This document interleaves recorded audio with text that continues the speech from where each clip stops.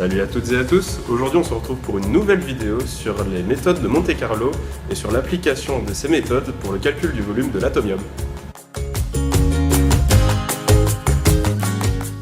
Mais tout d'abord, un peu d'histoire. L'atomium a été construit en 1958 à l'occasion de l'exposition universelle de Bruxelles et représente un atome de fer.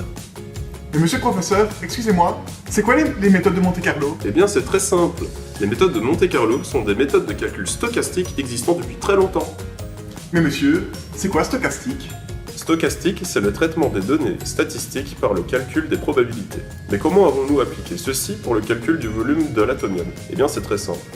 Nous avons divisé l'atomium en 9 sphères, 20 tubes et un pavillon d'entrée. Pour calculer le volume d'une sphère de l'atomium, c'est simple. Il suffit de se fixer un espace de dimension connue. On y insère notre sphère. Ensuite, on va venir générer à l'intérieur de cet espace un ensemble de points.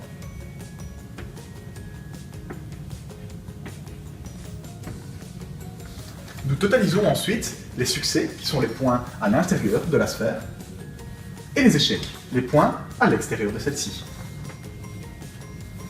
Pour enfin connaître le volume de la sphère, il suffit de multiplier le volume de l'espace que nous connaissions par le nombre de succès que nous avons obtenus sur le nombre de succès plus le nombre d'échecs que nous avons obtenus. Pour les tubes et le pavillon d'entrée, on fait de la même manière. Pour appliquer cette méthode, il faut un très grand nombre de points.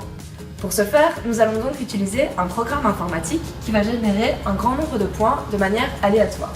Ensuite, il vérifiera si ces points se trouvent à l'intérieur ou à l'extérieur de la sphère à l'aide de son équation mathématique. Une fois que l'on a calculé le volume de chaque élément, il suffit d'en faire la somme pour trouver le volume de l'atomium.